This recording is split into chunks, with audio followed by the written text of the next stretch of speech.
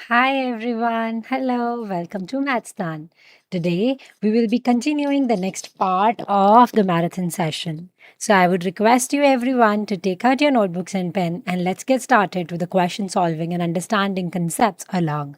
So let's get started, my dear students. All right, my dear students, let's get started with the question number one, which is neural crest originates at the junction of neural tube and epidermis. Statement 2, neural crest contributes to adrenal medulla. And statement 3, neural crest forms the notochord. Choose the correct option. सो पहली statement क्या बोलती है कि neural crest जो है वो originate करता है न्यूरल ट्यूब और एपिडर्मिस के जंक्शन में, ठीक है, सेंटर में। दूसरी स्टेटमेंट क्या बोल रही है कि न्यूरल क्रेस्ट जो है वो कंट्रीब्यूट करता है टू एड्रिनल मेड्यूला, ठीक है। और तीसरी बोलती है कि न्यूरल क्रेस्ट जो है वो नोटोकॉर्ड को फॉर्म करता है। अब हम कौन सा इनमें से करेक्ट समझें। Okay, so let me tell you this one. सबसे पहली स्टेटमेंट जो है कि न्यूरल क्रेस्ट जो है वो ओरिजिनेट करता है at the junction of the neural tube and epidermis. My dear students, statement जो है वो बिल्कुल करेक्ट है, क्योंकि न्यूरल क्रेस्ट के सेल्स जो होते हैं वो ओरिजिनेट करते हैं फ्रॉम द बॉर्डर, यानी कि from the junction between the neural tube and the surface, that is your ectoderm, या फिर जिसे आप बोले एपिडर्मल लेयर्स में ही आता है एक्टोडर्म पर्टिकुलरली, तो वहाँ से। कब होता है ये? ड्यूरिंग न्यूरलेशन के टाइम पर होता है। तो पहली स्टेटमेंट सही है। सेकंड देखो, न्यूरल क्रेस्ट सेल्स जो होते हैं वो कंट्रीब्यूट करते हैं एड्रिनल मेड्यूला में। हाँ, बिना किसी डाउट के। ऐसा क्यों बोला गया है? Because as it is very evident कि न्यूरल क्रेस्ट के सेल्स जो है बहुत सारे स्ट्रक्चर्स को फॉर्म करते हैं, जैसे एड्रिनल मेड्यूला हो गया। Not only this, it also releases your kind of, adrenal medulla में ही ये फॉर्म होते हैं बाय क्रोमैफिन सेल से। तो ये फॉर्म भी न्यूरल क्रेस्ट कंट्रीब्यूट करता है। न्यूरल क्रेस्ट नोटोकॉर्ड बनाता है? बिल्कुल भी नहीं। नोटोकॉर्ड जो होती है वो बनती है एक्सियल मेसोडर्म से, यानी कि जो सेल्स इन्वॉल्व होते हैं उन्हें हम बोलते हैं chorda mesoderm, and it is not from the neural crest. So statement 3 is incorrect. Statement 1 and 2 are correct. Check the next question. The primary organizer in amphibian embryos were experimentally demonstrated by Morgan, Spearman and Mangold, और हर्टविग और rocks. So जो primary organizer है amphibian के embryos में, ठीक है, वो किसने सबसे पहले आपको बताया? It was experimentally given us by Spemann and Mangold. इनका पूरा नाम है हैंस स्पीमन एंड मैंगोल्ड का है हाइल्ड मैंगोल्ड, ठीक है। इन्होंने दिया था 1924 में। इन्होंने हमें एक एक्सपेरिमेंट दिया था। The name of the experiment is, ये भी आपको पता होना चाहिए, ट्रांसप्लांटेशन एक्सपेरिमेंट। ट्रांसप्लांटेशन एक्सपेरिमेंट के अकॉर्डिंग हैंस पीमन और मंगोल्ड ने क्या ट्रांसप्लेट किया था? इन्होंने ब्लास्टोफोर का डॉर्सल लिप को ट्रांसप्लांट किया एक एम्फीबियन एम्ब्रियो से दूसरे में, और ट्रांसप्लांटेड टिश्यू में फॉर्मेशन हो जाती है किसकी? सेकेंडरी एम्ब्रियोनिक एक्सिस की, ठीक है। प्रूविंग कि जो डॉर्सल लिप होता है वो एज अ प्राइमरी ऑर्गेनाइजर की तरह काम करता है।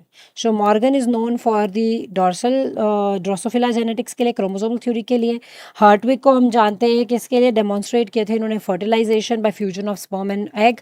एंड रॉक्स जो है इन्होंने हमें क्या बताया था? हॉट नीडल एक्सपेरिमेंट बताया था, जो कि सपोर्ट करता है मोज़ैक थ्योरी ऑफ डेवलपमेंट को। I hope things are clear. Check the next question up in the screen.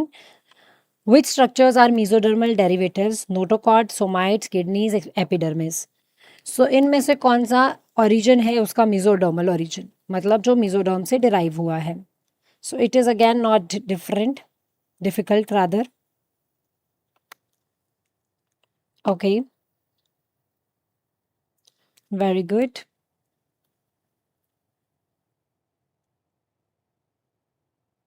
So when I am talking about इनमें से कौन सा स्ट्रक्चर मेसोडर्मल ओरिजिन का है, तो अगर आप देखें क्वेश्चन नंबर 1, ये देखिए पहला पार्ट देखो, नोटोकॉर्ड। नोटोकॉर्ड जो है वो किससे बनता है? मैंने आपको अभी बताया, नोटोकॉर्ड बनता है from the axial mesoderm, that is your chorda mesoderm, ठीक है। सोमाइट्स जो होते हैं वो डिराइव होते हैं फ्रॉम पैरेक्सियल मेसोडर्म। किडनीज जो हैं वो होती हैं derive from intermediate mesoderm. Epidermis किससे डिराइव होते हैं? ये एक्टोडर्म से डिराइव होते हैं, तो एपिडर्मिस नहीं है। फोर्थ काट दो, 1 2 and 3, B is the correct answer. Okay, चलिए, क्वेश्चन को हमेशा तोड़ के किया जाता है। अगर आप कहें कि ऐसे ही क्वेश्चन आ जाए, खुद भी कुछ भी लगा लो, तो that will not make any sense. Assertion and reason. Assertion. The blastocyst implants after hatching from zona pellucida. Reason. Zona pellucida prevents premature implantation. So, इस क्वेश्चन में अगर हम ध्यान दें तो यहाँ देखो, जो इम्प्लांटेशन होती है मेनली, ठीक है, यूट्रस में बिफोर इम्प्लांटेशन जो ब्लास्टोसिस्ट है ना, वो हैच करता है जोना पैल्यूसिडा से। ट्रोफोब्लास्ट डायरेक्टली कंटैक्ट नहीं कर सकता, इंटरैक्ट नहीं कर सकता एंडोमेट्रियम के साथ, तो इसीलिए it has to be enclosed within the zona pellucida. Zona pellucida prevent करता है प्री मेच्योर इम्प्लांटेशन, तो बिल्कुल हाँ, ताकि इम्प्लांटेशन विद इन ओविडक्ट हो, एडहेशन हो ब्लास्टोसिस्ट का सराउंडिंग टिश्यूज में during the transit to the uterus. तो दोनों स्टेटमेंट करेक्ट है। यहाँ बिकॉज लगा के देख लेते हैं एक बारी। Blastocyst implant after hatching from zona pellucida. Okay, because zona pellucida prevents premature implantation. So both the statements are true, and the assertion is explained correctly by the reason. During chick development, somites are formed from endoderm, intermediate mesoderm, paraxial mesoderm, lateral plate mesoderm. जब भी चिक development होती है तो somites जो हैं वो किससे बनते हैं? एंडोडर्म से बनते हैं, इंटरमीडिएट मीजोडर्म से बनते हैं, पैराक्सियल मीजोडर्म से बनते हैं, या फिर लेटरल प्लेट मीजोडर्म से बनते हैं। So when we talk about this we have to be very careful कि ये जो आपके सोमाइट्स होते हैं ना, ये सेगमेंटेड होते हैं, सेगमेंटेड ब्लॉक्स होती हैं। किसकी? पैरेक्सियल मीजोडर्म की ये ब्लॉक्स होती हैं, ठीक है। या तो ये न्यूरल, मतलब क्या करते हैं, ये डेवलप करते हैं on the either side of the neural tube during the neurulation, और फिर फर्दर ये क्या करते हैं, डिफ्रेंशिएट होते रहते हैं। और क्या बनाते हैं? ये बना जाते हैं आपके स्क्लेरोटोम, जैसे वर्टिब्रा और रिब्स बना दिया, ठीक है। या फिर ये आपको बना देंगे, 1 सेकेंड, या फिर ये आपको बना देंगे म्योटोम, स्केलेटल मसल्स बना दिए, या ये बनाएंगे डर्मेटोम, ठीक है। डर्मेटोम डर्मिस बना देगा स्किन का। सो यहाँ अगर आप ध्यान दो तो अदर ऑप्शंस जितने भी आपको दिखते हैं, एंडोडर्म जो है वो लाइनिंग बनाता है रेस्पिरेटरी और डाइजेस्टिव ट्रैक की, ठीक है। इंटरमीडिएट मेसोडर्म जो होता है वो क्या बनाता है? यूराइनोजेनाइटल सिस्टम जो होते हैं, जैसे कि किडनीज, गोनाड्स, उनकी यूराइनोजेनाइटल सिस्टम्स को भी फॉर्म करेगा। लेटरल प्लेट मेसोडर्म जो होता है ये क्या बनाता है? ब्लड वॉल, ये बॉडी वॉल बनाएगा, लिम्फ स्केलेटल बनाएगा, heart, blood vessels, serous membranes. But paraxial mesoderm ही है जिसने क्या करना है, जिसने सोमाइट्स फॉर्म करने हैं, ठीक है। ये ब्लॉक्स होती हैं न्यूरल ट्यूब की साइड पे डेवलप होती हैं। So correct answer is paraxial mesoderm. Check the next question up on the screen. Which of the following are the example of inductive interactions? Number 1, optic vesicle inducing lens. 2, notochord inducing neural tube. 3, apical ectodermal ridge influencing limb development. 4, Spearman organizer inducing the secondary axis. So now, which one of the following statement you seem is correct? So when we talk about this part, that is, which of the following are the examples of the inductive interaction? So my dear students, यहाँ पर आपको देखना है कि सारे के सारे जो हैं, ऑप्टिक वेसिकल का inducing lens, notochord inducing neural tube, या फिर जो एपिकल एक्टोडर्मल रिज जो बन रही है इन्फ्लुएंसिंग द रिम और डेवलपमेंट, स्पीमैन ऑर्गेनाइजर, सबके सब जो हैं they are the examples of the inductive embryogenesis या इंडक्टिव इंटरैक्शन। ऑप्टिक वेसिकल जो होती है वो लेंस बनाती है, ठीक है। ऑप्टिकल वेसिकल जो होती है वो इंड्यूस करती है ओवरलाइंग सर्फेस एक्टोडर्म को, ताकि वो लेंस प्लेकोड बना सके और इवेंचुअली लेंस बना सके। नोटोकॉर्ड जो होती है वो इन्फ्लुएंस करती है आपकी न्यूरल ट्यूब को, और ये न्यूरल ट्यूब इंडक्शन फॉर्म करेगी। That means notochord induces overlying ectoderm to differentiate into neural plate. Apical ectodermal region जो है, रिज जो है, वो सिक्रीट करती है कुछ ग्रोथ फैक्टर्स जैसे कि FGFs को, ताकि ये मेंटेन कर सके किसको? मीजेनकाइमल और लाइनिंग को, और प्रमोट कर सके लिम्फ की आउट ग्रोथ को। स्पीमैन ऑर्गेनाइजर जो है वो क्या करता है? वो इंड्यूस करता है आपका सेकेंडरी एक्सिस। तो हाँ, दैट इज ऑल्सो करेक्ट। ठीक है, सेकेंडरी एम्ब्रियो एक्सिस बनता है. So all the statements are correct, the fourth one, all four are correct. Failure of closure of the anterior neuropore primarily affects the development of heart, eye, brain, kidney. So it is very understood कि अगर neuropore, anterior neuropore जो है वो close नहीं होगा, fail हो गया उसका क्लोजर, तो वो किसको इम्पैक्ट करेगा? Very very understood. अगर एंटीरियर, जिसको आप बोलते हो रॉस्ट्रल, जिसको आप बोलते हो रॉस्ट्रल न्यूरोपोर, अगर इसका क्लोज हो जाता है around day 25 of embryonic development, failure to closure, ठीक है, that results in the severe neural tube defects. Most notably यहाँ पर क्या होने के चांसेस हो जाते हैं? There is the high tendency of getting the anencephaly wherein major portion of brain and skull fail to develop. तो हार्ट में कोई इम्पैक्ट नहीं पड़ेगा, एंटीरियर न्यूरोपोर में है तो ब्रेन में कोई इम्पैक्ट पड़ेगा? ब्रेन में पड़ेगा. आई में भी इसका इम्पैक्ट हो सकता है, बट लार्ज स्केल इम्पैक्ट जो है पहले ब्रेन पे ही होता है. किडनी पे कोई डेवलपमेंट का इम्पैक्ट नहीं है, क्योंकि किडनी जो है वो इंटरमीडिएट मेसोडर्म से बन रही है, ठीक है, और आई जो है वो फोर ब्रेन का इनिशिएशन से है, तो most impacted would be your brain only. ठीक है, so here the correct answer is going to be brain. Check the next question. Statement 1 is that cleavage divisions increase the cell number without increasing the embryo volume. Statement 2 is blastomere become progressively smaller, and statement 3 is DNA replication does not occur during cleavage. So let's have a look at what it could give to us. So when we are talking about this, when we are talking about the cleavage divisions, so my dear students, it is very very known and understood कि जो cleavage की है वो consist करती है बहुत सारी mitotic divisions, ठीक है, जिसकी वजह से क्या होता है, सिंपल, जिसकी वजह से ब्लास्टोमियर का साइज जो है वो इंक्रीज करता है. ओके, जिसकी वजह से क्या होगा, ब्लास्टोमियर का साइज इंक्रीज करेगा. There will be high increase in the size of the blastomere. Blastomere का साइज इंक्रीज करता है, बट टोटल एम्ब्रियोनिक वॉल्यूम जो है वो अनचेंज रहती है, that is without increasing the embryonic volume. So can I say that statement 1 is correct? Yes, of course, I can say without any doubt that yes, statement 1 is correct. Okay, now as we move further, blastomeres जो होते हैं वो progressively छोटे होना शुरू हो जाते हैं. So because there is no growth between the successive cleavage division, तो जो हर नया ब्लास्टोमियर बनता है वो पहले वाले से स्मॉलर ही बनता है. Every blastomere which forms is the smaller one. So statement 2 is also correct. DNA replication does not occur during cleavage. Cleavage के टाइम पे डीएनए रेप्लिकेशन नहीं होती. So my dear students, it's correct? No, it's not correct, because replication होती है, it does occur during the cleavage. ठीक है, तभी तो ये देखो, what is absent during the cleavage are G1 and G2 phase, not the DNA synthesis. S phase तो चलता रहता है. So this is not correct. Statement 1 and statement 2 they seem to be correct, and यही correct है. The primitive streak is associated with cell migration, mesoderm formation, endoderm formation या gastrulation. So इनमें से कौन सा है प्रिमिटिव स्ट्रीक जो है वो एसोसिएटेड है with the cell migration, mesoderm formation, endoderm formation और गैस्ट्रुलेशन? शाबाश. So when it comes to this question we need to know, हाँ, कि प्रिमिटिव स्ट्रीक जो होती है दैट इज द हॉलमार्क. किसका हॉलमार्क है? That is the hallmark of gastrulation in birds and in animals. You are talking about the chick here particularly, हमने उसके case में, क्योंकि हमें एग्जाम में भी चिक का पूछा हुआ है.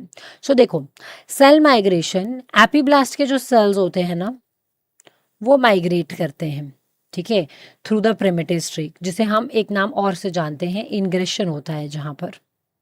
देन मेसोडर्म फॉर्मेशन, बहुत सारे माइग्रेटिंग एपीब्लास्ट सेल्स जो होते हैं बिटवीन दी एक्टोडर्म और एंडोडर्म स्प्रेड कर जाते हैं और बना देते हैं मेसोडर्म. फॉर्मेशन हो गई. देन उसके बाद जो फर्स्ट माइग्रेटिंग एपीब्लास्ट सेल्स होते हैं वो डिस्प्लेस करते हैं हाइपोब्लास्ट को, और वो एक डेफिनेटिव एंडोडर्म भी बना देते हैं. फाइनली जो प्रिमिटिव स्ट्रीक होती है वो साइट है जहाँ पर मेजर मॉर्फोजेनेटिक मूवमेंट होती हैं गैस्ट्रुलेशन की, और आपकी एक कैविटी बनती है refer to as gastrula by the movements of these cells. So 1 2 3 4 C is the correct option. You have to target the questions in this way only, आपको इनको इसी तरह से लेके चलना है। ओके, चलिए let's have a look at the next question which is about the assertion reason. Assertion. Endoderm is the first definitive germ layer to be established during gastrulation in chick. Reason. Cell ingressing through the primitive streak replace the hypoblast. Which of the following is correct? A and R are true and correctly explains A. A and R are true but R doesn't explains, or A is true, R is false. R is true, A is false, or both are false, whatever the answer comes to be. Very. So when we talk about the assertion कि endoderm पहली definitive and germ layer बनती है gastrulation के दौरान, तो पहली statement जो है वो बिल्कुल सही है। जब चिक की गैस्ट्रोलेशन होती है, जब चिक की गैस्ट्रोलेशन होती है तो जो फर्स्ट डेफिनेटिव लेयर बनती है वो कौन सी बनती है? वो एंडोडर्म ही बनती है, डेफिनेट एंडोडर्म ही बनती है।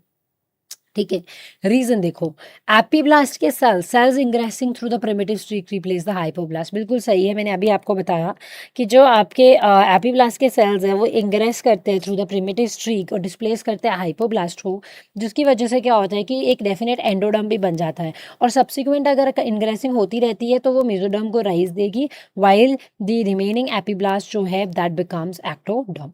सो इट करेक्टली एक्सप्लेन्स, देखो एक्सप्लेन कर रहा है, बिकॉज यूज करके देखते हैं।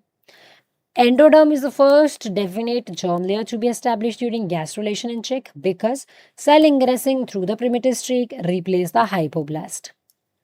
So both A and R are true and R is correctly explaining the A also. So A is the correct answer. Question number 40 check करते हैं।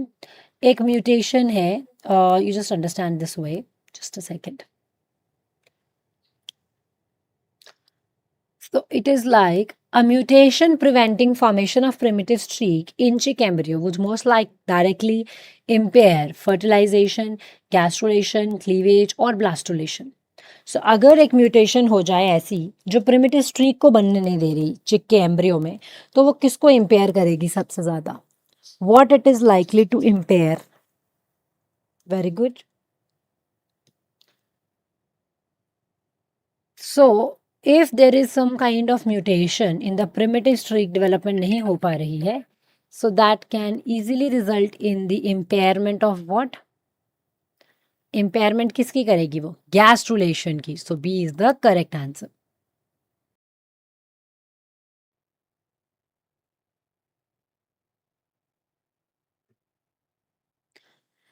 Gray crescent in frog embryo is formed due to cortical rotation, gastrulation, cleavage और blastulation. So इनमें से कौन सा है हाँ, जो कि ग्रे क्रेसेंट फ्रॉग एम्ब्रियो में किस वजह से बनता है, क्या कारण हो सकता है, व्हाट्स रीजन या you can think of? So the correct answer could be cortical rotation. देखो क्यों? क्योंकि जो ग्रे क्रेसेंट होता है ना ये फ्रॉग के एम्ब्रियो में, वो कॉर्टिकल रोटेशन की वजह से ही बनता है। क्यों? जैसे ही फर्टिलाइजेशन होती है, इमीडिएटली फर्टिलाइजेशन के बाद ये बनता है। कॉर्टिकल रोटेशन के टाइम पर क्या होता है कि जो बाहर वाला साइटोप्लाज्म है, दैट इज़ जो आउटर साइटोप्लाज्म होता है, वो क्या करता है? वो रोटेट करता है relative to the inner cytoplasm by 30 degrees.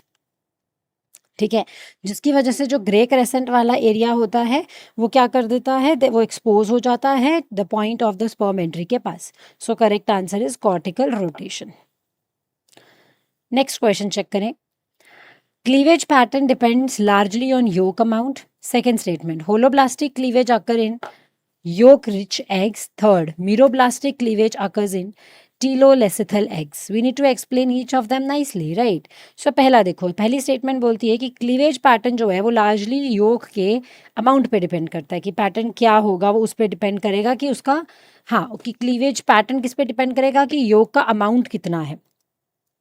So my dear students, cleavage का अमाउंट एब्सोल्युटली करेक्ट है कि वो डिपेंड करेगा कि अमाउंट कितना है योग का। अमाउंट और डिस्ट्रीब्यूशन डिपेंड करता है। देखो कैसे, अगर योग कम है, योग लेस है अगर, तो एंटायर एग जो है वो डिवाइड करेगा, और अगर आपकी योग जो है वो ज़्यादा है तो it will be restricted to the yolk वाले रीजन में, तो मीरोब्लिस्टिक क्लीवेज हो जाएगी।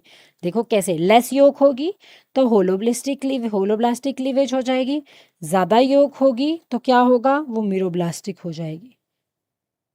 ठीक है, अब देखो फर्स्ट स्टेटमेंट तो सही है, तो पहली स्टेटमेंट सही है, सही है, सही है, तो ये वाला हटा दो, सी वाला।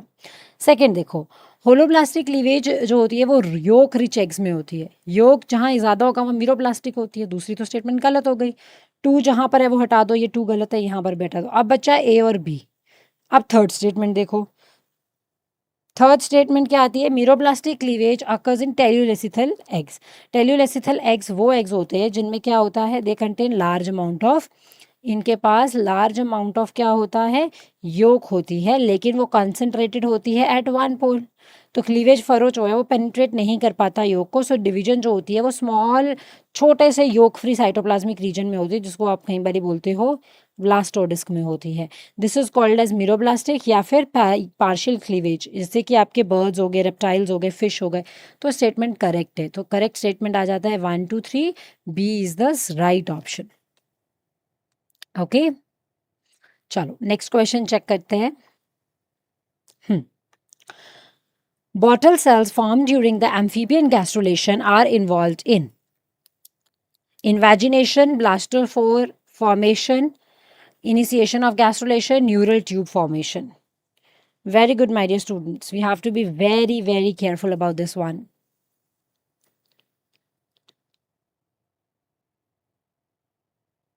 Very good. So bottle cells जो होते हैं, जो फॉर्म होते हैं ड्यूरिंग द एम्फीबियन गैस्ट्रुलेशन, उनमें क्या इन्वॉल्व होता है, इन्वेजिनेशन होती है। हाँ होती है, क्योंकि ये शेप को क्या करते हैं, चेंज कर देते हैं। और कहीं ना कहीं ये कैसी शेप के हो जाते हैं, they become kind of flask shaped. ठीक है, ये फ्लास्क शेप बन जाते हैं। तो पहला वाला तो पॉइंट इज राइट, इन्वेजिनेशन। दूसरा देखो, ब्लास्टोफोर फॉर्मेशन। तो क्या होता है, अब मैंने आपको यहाँ पर बताया था पहले भी कि इन्वेजिनेशन बनती है, जब वो इन्वेजिनेट करता है ना, तो there occur some formation of a kind of a structure, and that is what do we refer as blastopore. Inward movement होती है इसकी फ्रॉम दी डॉर्सल लिप। ठीक है, डॉर्सल लिप से इनवर्ड मूवमेंट होती है, और जब डॉर्सल इनवर्ड मूवमेंट होगी तो क्या होगा, ब्लास्टोफोर से ब्लास्टोफोर की फॉर्मेशन होती है। गैस्ट्रुलेशन की फॉर्मेशन होती है, हाँ गैस्ट्रुलेशन की भी फॉर्मेशन होती है। ऐसा क्यों होता है, because they are the first cells who moved inwards. ठीक है, जिसकी वजह से बिगिनिंग होती है गैस्ट्रुलेशन की। देन देखो न्यूरल ट्यूब फॉर्मेशन, क्या न्यूरल ट्यूब बनती है, क्या न्यूरल ट्यूब फॉर्मेशन होती है, दिस अकर्स लेटर, नहीं होती है। During neurulation neural tube formation होती है।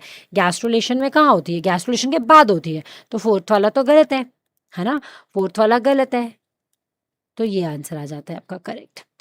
अगर आपको एक भी पता है कि गलत है तो उससे एलिमिनेट करके भी आंसर निकल जाता है। नेक्स्ट क्वेश्चन देखते हैं। Assertion is in amphibians, involution is a characteristic movement during gastrulation. Reason is that surface cells roll inward over the blastophore lip. सो जो पहली स्टेटमेंट है वो क्या बता रही है कि एम्फीबियंस में इन्वोल्यूशन जो होती है वो मतलब कैरेक्टरिस्टिक मूवमेंट है ड्यूरिंग गैस्ट्रुलेशन। सही है कि गलत है, बिल्कुल सही है, क्योंकि इन्वोल्यूशन जो होती है एक मेजर मॉर्फोजेनेटिक मूवमेंट है एम्फीबियन गैस्ट्रुलेशन में। सेल्स अंदर की तरफ रोल करते हैं over the dorsal lip of the blastopore, और वो स्प्रेड भी करते हैं along the inner surface of the embryo. Reason देखते हैं, सरफेस सेल रोल करते हैं inward over the blastophore lip, तो बिल्कुल सही है। This is in the definition with the involution, तो दिस इज ऑल्सो करेक्ट। ठीक है, सो the statement is also very very right. And if you try to conclude and figure it out कि क्या ये कनेक्शन बिल्ड कर पा रहे हैं, तो हाँ, एम्फीबियंस में इन्वोल्यूशन कैरेक्टरिस्टिक मूवमेंट होती है ड्यूरिंग गैस्ट्रुलेशन, क्योंकि सरफेस के सेल्स रोल करते हैं अंदर की तरफ over the blastophore lip. So both are true and correctly explain the A, so A is the correct option. Check करो नेक्स्ट वाला। The blastophore ultimately forms the dash in deuterostomes, mouth, anus, neural tube या notochord.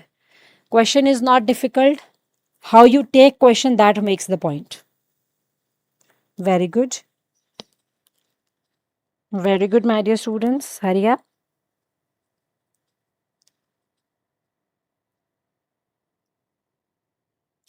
Blastophore ultimately forms what? It forms anus. Deuterostome में blastophore anus बना। Blastophore में जो mouth वाला part है, mouth forms the सेकेंडरीली, मतलब अनदर ओपनिंग से बनता है। That is why we refer it as the defining feature of deuterostomes. Deutero means second, stome means mouth. And examples क्या हैं ड्यूटरोस्टोम के, जैसे एकाइनोडर्म्स हो गए, हेमिकॉर्डेट्स हो गए, कॉर्डेट्स हो गए। तो correct answer goes to your ans. Check the next question. Primitive streak formation establishes bilateral symmetry, craniocaudal axis, left-right asymmetry और site of gastrulation. So primitive streak formation जो होती है वो क्या establish करती है इन चारों में से? तो प्रिमिटिव स्ट्रिक जो है वो एक की स्ट्रक्चर होता है जो अपीयर करता है ड्यूरिंग द गैस्ट्रोलेशन इन एमनियोइड्स, ठीक है, जैसे कि बर्ड्स हो गए, रेप्टाइल्स हो गए, मैमल्स हो गए। तो ये सबसे पहले तो बाइलेटरल सिमेट्री को भी एस्टेब्लिश करते हैं और जो क्रैनियोकॉर्डल एक्सिस है वो भी फॉर्म होता है हेड टू टेल एक्सिस जिसे आप बोलते हो। लेफ्ट राइट एसिमेट्री इनिशिएट करती है, हाँ होती है। This help determine the left and right sides of embryo also and site of gastrulation, that is where the epiblast के जो सेल्स होंगे वो क्या करेंगे, वो इनग्रेस करेंगे और क्या बना देंगे, 3 लेयर germ layers बना देंगे. So all of these statements are correct. All 4 is the correct option. Now have a look at the next question. Assertion says Hansen's node regresses posteriorly during chick development. Reason states that its regression accompanies elongation of the embryonic axis. Which of the following you feel is correct? Very good. Which of the following you feel is correct? Very nice. So देखो, जो हेसेंसन का node है, Henson का जो node वो regret करता है posteriorly during the चिक डेवलपमेंट. करता है, बिल्कुल करता है. ये टुवर्ड्स द पोस्टीरियर एंड जाता है. इसका जो रिग्रेशन है वो कंपनी करता है elongation of the embryonic axis को, करता है. इसका जो रिग्रेशन है वो क्या करेगा, एकम्पनी करता है. सो अगर आप इसको बिकॉज लगा के कनेक्ट करने की कोशिश करेंगे, you would be able to see yes it correctly explains. So the correct answer will be both are correct and correctly explains the assertion as well. Check the next question. The first pair of somites appears anterior to Hansen's node, posterior to primitive streak, adjacent to neural tube, ventral to yolk sac. Very carefully you have to tell which do you think would happen. Very good. Very good. What do you think in this one?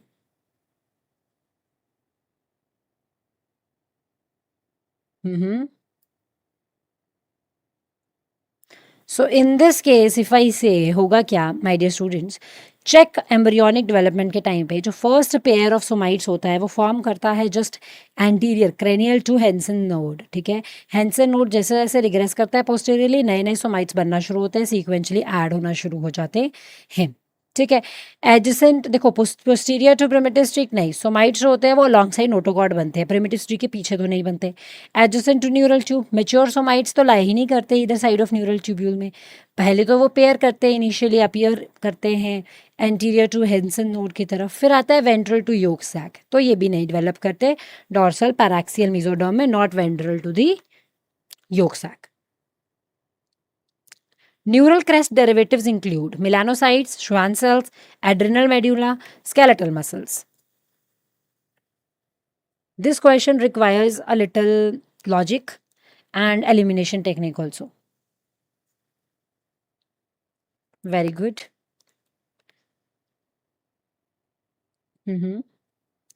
बहुत easy है, बहुत ज़्यादा easy है.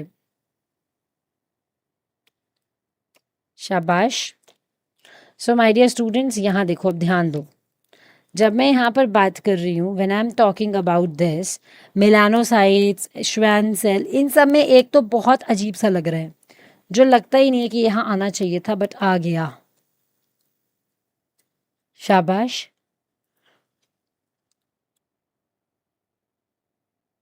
Very good.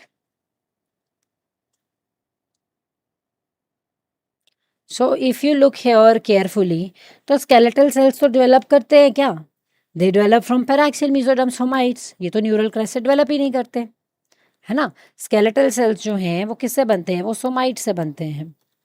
ठीक है, that means they form from paraxial mesoderm. Got my point. So here it does not form from the neural crest. Coming to your adrenal medulla, this is about your chromaffin cells that secrete adrenaline, noradrenaline. Schwann cells जो हैं वो भी आ गए. Myelinating cells होते हैं peripheral nervous system के PNS के. Melanocytes जो होते हैं pigment producing cells होते हैं. तो आपके 1, 2 and 3 is the correct answer. Option number A is correct. Okay? चलो अभी ये चेक करते हैं.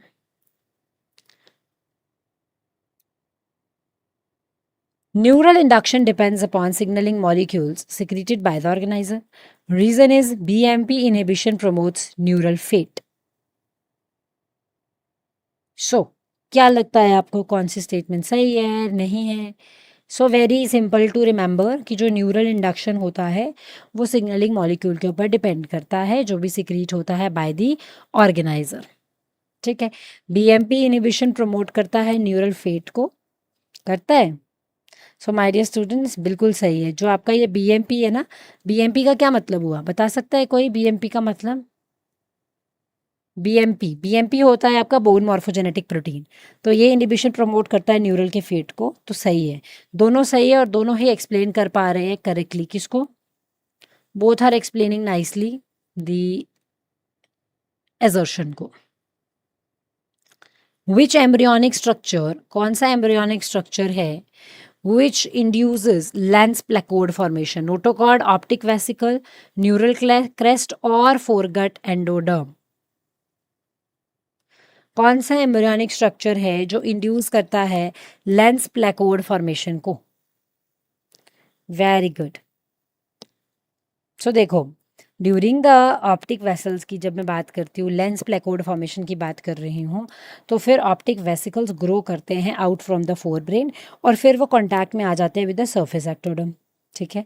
इस कॉन्टैक्ट की वजह से क्या होता है, सर्फेस एक्टोडर्म थिकन होता है और लेंस प्लेकोड बनाना शुरू कर देता है. लेंस प्लेकोड फिर क्या करता है, इन्वेजिनेट करता है और क्या बनाता है, लेंस वेसिकल्स बनाना शुरू कर देता है. ठीक है. फिर जो लेंस वेसिकल्स होते हैं they basically develops into the lens और बिना उसके पॉसिबल नहीं है लेंस बनाने के लिए. ठीक है. अभी आगे देखो क्यों बाकी ऑप्शंस इनकरेक्ट हैं. अगर मैं बात करूं नोटोकॉर्ड की तो ये न्यूरल ट्यूब बनाने में हेल्प करता है. लेंस तो ये बनाएगा ही नहीं क्योंकि इसका काम न्यूरल ट्यूब के लिए है. ऑप्टिक वेसिकल देखो, ऑप्टिक वेसिकल तो आपका करेक्ट है. Neural crest, this contributes to structure around the eye but not induce the lens placode formation. foregut endoderm देखो, ये तो आपको digestive tract की lining बना कर देता है ना. this is unrelated to the lens induction, so that is very important. Now check the next question. The optic cup develops into neural retina, retinal pigment epithelium, cornea, iris epithelium. Multiple parts can be correct. Be very careful while you are answering this one. Very good. Very good. Neural retina, retinal pigment epithelium, cornea, iris epithelium. Well done. Which one of these is correct? So my dear students, neural retina बनाएगा? बनाएगा optic nerve. Retinal pigment epithelium बनाएगा?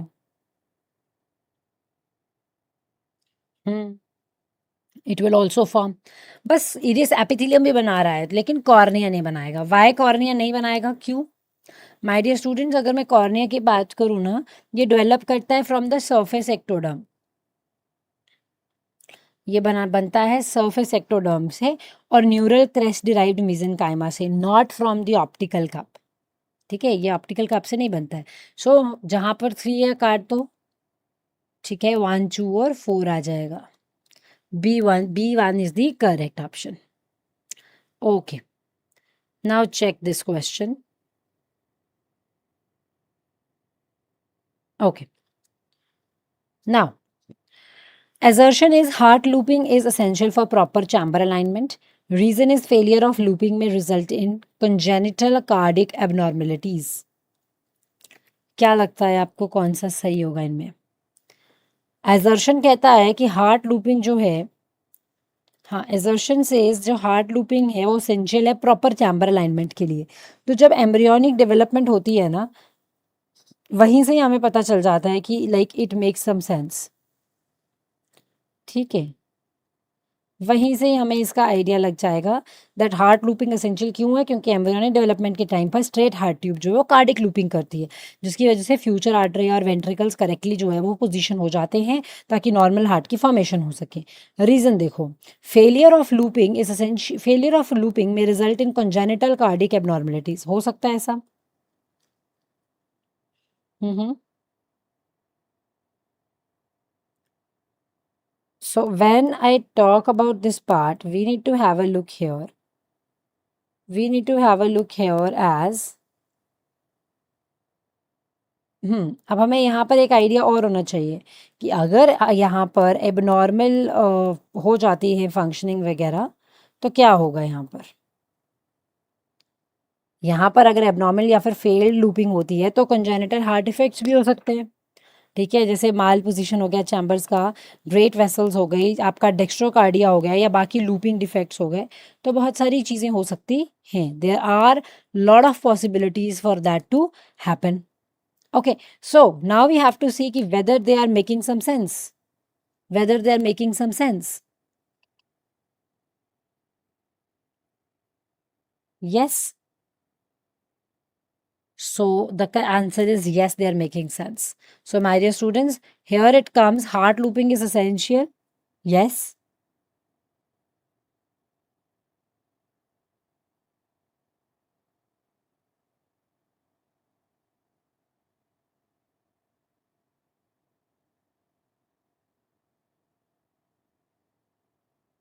So the correct answer will be,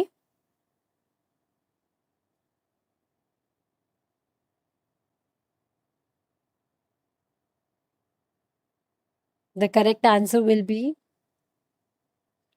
very good.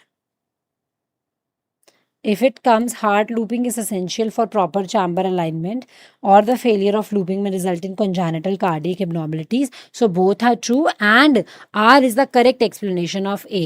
So A becomes the right answer. Check the next one. Heartbeat first becomes detectable in chick embryo approximately at. Heart beat जो है वो detectable हो जाती है चिक embryo में approximately कब, 12 घंटे में, 24 घंटे में, 33 से 36 घंटे में, या फिर 72 आवर्स में। Heart beat first becomes detectable in chick embryo approximately at 12 hours, 24 hours, 33 to 36 hours और 72 आवर्स। Very good.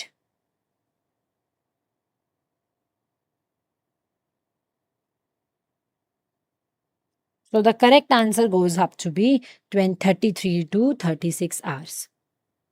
ठीक है, हार्ट बीट जो है वो फर्स्ट डिटेक्टेबल कब होती है, 33 to 36 आवर में। नेक्स्ट क्वेश्चन चेक करो।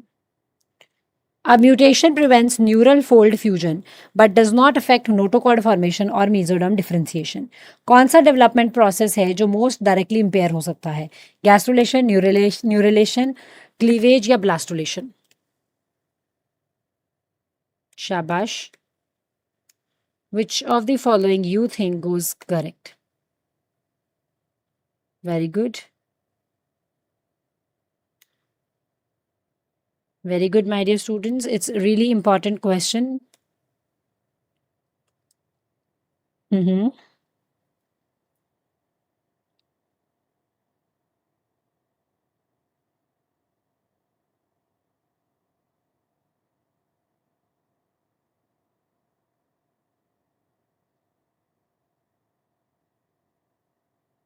Very good. सो म्यूटेशन जो है वो क्या करेगी, म्यूटेशन जो है वो प्रिवेंट करेगी अगर न्यूरल फोल्ड फ्यूजन को, तो वो नोटोकॉर्ड फॉर्मेशन या मेसोडर्म डिफरेंशिएशन को इफेक्ट नहीं करने वाली है। वो अगर इफेक्ट करेगी तो वो एक ही चीज़ को करेगी, दैट इज न्यूरुलेशन को इफेक्ट करेगी, because it is associated with the neural fold fusion. Okay, next check करिए। Which stage of spermatogenesis first produces haploid cells. कौन सी स्टेज है स्पोमैटोजेनेसिस की जो कि फर्स्ट प्रोड्यूस करती है।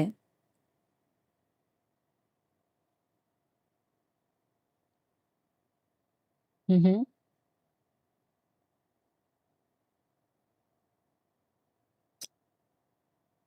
Very good.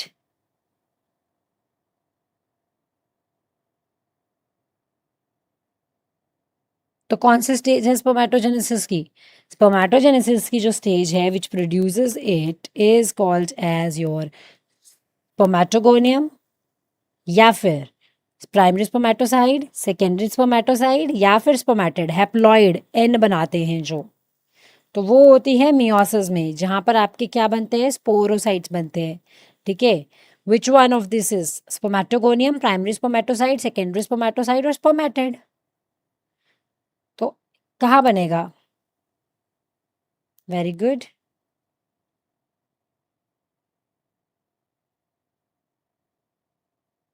So the correct answer here is your absolutely correct. The correct answer is secondary spermatocyte. Okay, so you have to be very careful when you write the answers of these kind of questions. Check this one. During mammalian oogenesis, primary oocyte enters meiosis during fetal life. Secondary oocyte completes the meiosis II before fertilization. Polar bodies help nourish the ovum. Meiosis II completed only after sperm entry. So, what do you find to be correct? Very good. Very good.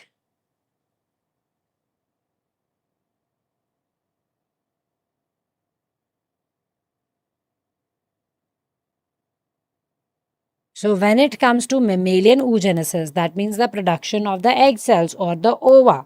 जब ये process की हम बात करते हैं, what do we consider in this process? We do consider about the yes, we do consider about the few things. Primary oocyte meiosis में enter करते हैं fetal life के टाइम पर, हाँ. Secondary oocyte meiosis to complete करते हैं before fertilization, बिल्कुल भी नहीं, because secondary oocyte arrest हो जाता है कौन सी phase में, मेटाफेज 2 में, and meiosis 2 does not complete meiosis 2 before fertilization. Polar bodies help nourish the ovum? No. Polar bodies mainly discard the extra chromosomes. They don't nourish it. Okay, they usually degenerate. Meiosis 2 is completed only after sperm entry. That is very true. Mature ova और जो secondary polar body है वो तभी बनता है जब क्या होगा, जब sperm enter करता है. ठीक है, so here we have to remember multiple correct हो सकते हैं, ए भी सही है और डी भी सही है. चलिए नेक्स्ट क्वेश्चन देखते हैं. यहाँ सिंगल करेक्ट होगा. Now the acrosomal enzymes primarily digest zona pellucida, corona radiata only, vitelline membrane only, blastocele. Which of these you find to be correct? Very good. Mhm.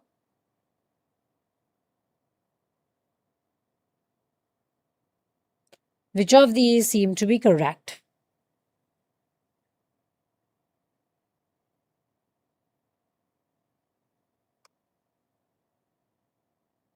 So the acrosomal enzymes primarily क्या digest करते हैं? बहुत ज़्यादा obvious है, सबसे बाहर वाली layer को करेंगे, that is your acrosoma. Acrosomal enzymes किसको करेंगे? ज़ोना पैलिसिडा को करेंगे, तो this is your correct answer. ठीक है, keep simple things keep simple. Which are characteristics of amphibian eggs? Mesolecithal, holoblastic cleavage, unequal cleavage और डिस्कॉइडल क्लीवेज? Very good. कौन सा कैरेक्टरिस्टिक एम्फीबियन एग के बारे में सही है? Which is right? Mesolecital, holoblastic cleavage, unequal cleavage, discoidal cleavage. Very good. देखो मीजोलेसिथल में क्या आएगा कि they contain a moderate amount of yolk, concentrated है more over towards the vegetal pole. Holoblastic cleavage क्या बोलता है? होलोब्लास्टिक क्लीवेज बताता है कि क्लीवेज जो है वो कंप्लीट है और पूरे के पूरे एग सेल को डिवाइड करती है. अनइक्वल क्लीवेज का मतलब क्या हुआ? अनइक्वल क्लीवेज का मतलब हुआ बिकॉज ऑफ द योक जो ब्लास्टोमियर्स होते हैं वो स्मॉलर होते हैं एनिमल पोल में और लार्जर होते हैं वेजिटल पोल में. डिस्कॉइडल क्लीवेज अलग है. ठीक है, डिस्कॉइडल क्लीवेज अलग होता है. डिस्कॉइडल क्लीवेज का मतलब है that it is something related to telolecithal eggs.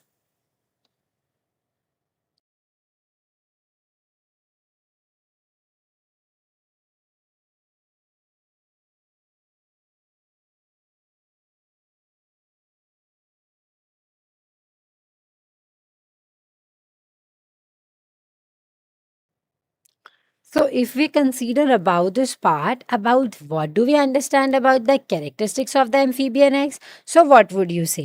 So, let us have a look here. जब हम बात करते हैं कि amphibian eggs जो हैं वो कैसे होंगे, mesolecithal होंगे, holoblastic होंगे, कैसे होंगे? So, my dear students, सब जैसे होंगे, लेकिन यहाँ पर discoidal cleavage नहीं होगी. ठीक है, डिस्कॉइडल क्लीवेज जो होती है यहाँ पर क्या होगी, एब्सेंट होगी. ऐसा क्यों, मैंने आपको पहले भी बताया, because this occurs in the telolecithal eggs में होता है. बर्ड्स, रेप्टाइल्स, ये एम्फीबियंस वगैरह में नहीं होता है. ठीक है, और ये एग्स कौन से हैं, मेसोलेसिथल है, यानी कि मॉडरेट अमाउंट ऑफ योक होती है इनमें. Check the next one. Cortical reaction prevents polyspermy. Reason: cortical granules modify zona vitelline membrane after sperm entry. तो अगर आप इजर्शन देखो, कॉर्टिकल रिएक्शन पॉलीस्पर्मी नहीं होने देता, तो ये सही है, क्योंकि पहला स्पर्म जब एंटर करेगा ऊ साइट में, तो कॉर्टिकल रिएक्शंस जो होंगी वो ब्लॉक कर देंगी कि एडिशनल जो आपका स्पर्म है वो ना आए. ठीक है, तो फर्स्ट स्टेटमेंट तो आपकी करेक्ट है. Okay, talking about the second statement, cortical granules modify करते हैं जोना विटेलाइन मेम्ब्रेन को after the sperm entry. So this statement is also true my dear students. And also when you see कि cortical reaction prevent करता है polyspermy को, क्यों, because cortical granules modify करते हैं जोना विटेलिन मेम्ब्रेन को after sperm entry.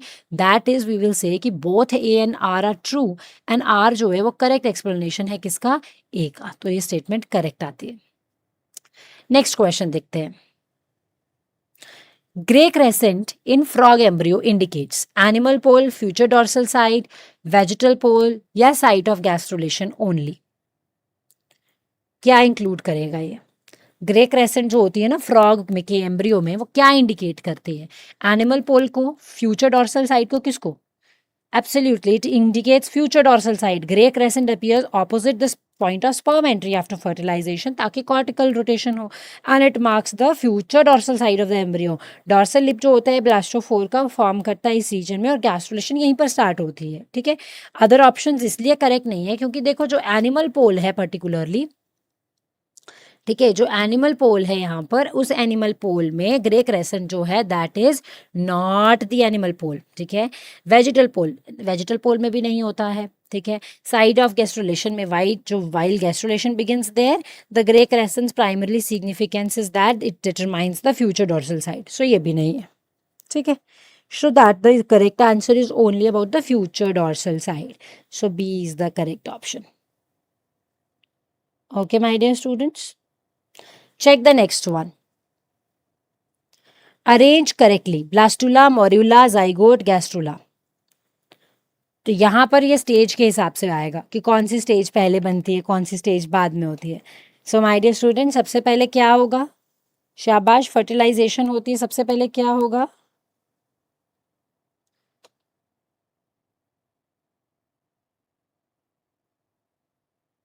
Very good.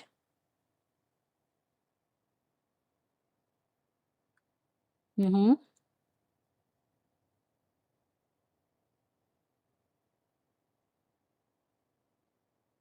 सबसे पहले होता है जाइगोट, तो उससे आ जाएगा ये नंबर 3 पहले. ठीक है, तो पहला और दूसरे में से कोई आएगा. जाइगोट के बाद बनता है मॉर्यूला, क्योंकि मॉर्युलेशन होती है, 2 आ जाएगा. फिर उसके बाद आपकी होती है ब्लास्टुला, फिर आ जाएगा 1, फिर आएगा gastrula 4. So 3 2 1 4, option number A जो है वो करेक्ट आ जाता है. नेक्स्ट क्वेश्चन देखो. क्लीवेज के दौरान क्या होगा? During cleavage cell size decreases, total embryo volume increases, DNA replication occurs, या फिर growth occurs between the divisions. शाबाश, very good.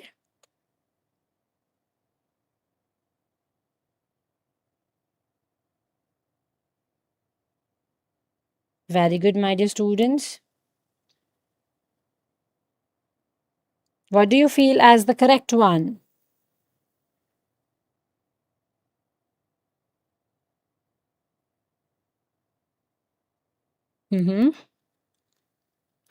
So if I consider this one, multiple answers could be correct here. Okay.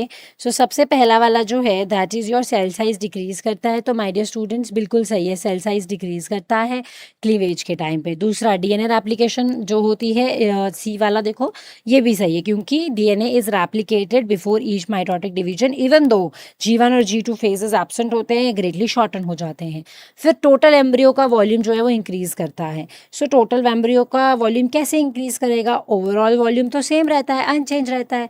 Growth occurs between the divisions, false, there is no growth between the cleavage division. Cytoplasm जो है वो simply partition होता है into the smaller cells. So कोई growth नहीं है between the cleavage divisions. ठीक है. So this is also not right. So only the correct statements are 1 and 3. Let me mark this. 1 and 3. Okay, these two are the correct ones. Next देखो, bottle cells initiate neurulation, gastrulation, organogenesis या cleavage. Bottle cells क्या initiate करते हैं? Neurulation, gastrulation, organogenesis या cleavage. So देखो, जो bottle sales होते हैं वो स्पेशलाइज सेल्स होते हैं जो डॉर्सल लिप ऑफ ब्लास्टोफोर में बनते हैं एम्फीबियन के एम्ब्रियोज में. ठीक है. इनमें क्या होता है? शेप चेंजेस होती हैं और ये इनिशिएट करते हैं इन्वेजिनेशन. इन्वेजिनेशन होती है अगर डॉर्सल लिप की, तो क्या बनता है? गैस्ट्रोलेशन के टाइम पर होता है. बॉटल सेल्स इनिशिएट करेंगे तो करेंगे क्या? Only and only your gastrulation. Neurulation वगैरह करना तो इनके लिए पॉसिबल नहीं, ऑर्गेनोजेनेसिस और क्लीवेज भी नहीं होगा. Getting my point? So you have to be very careful when you are doing this part. ठीक है. So we will be keeping this much for now. Okay. And we will be continuing the next part in the next part. But before that, I would like to just tell you one thing. Please make it very sure that you really go well with this. आप अच्छे से इसको पढ़ें. ठीक है. और जितना गलत हुआ है आप उसको समझें कि क्यों गलत हुआ है. Okay, got my point. आप उसको समझे कि कौन सा पार्ट गलत हुआ है, कौन सा नहीं हुआ है. So you should have a quick idea about all of these things. Okay, so let us gate compile this part for today and take care, my dear students. Let's meet in the next coming class. Bye bye. Bye everyone.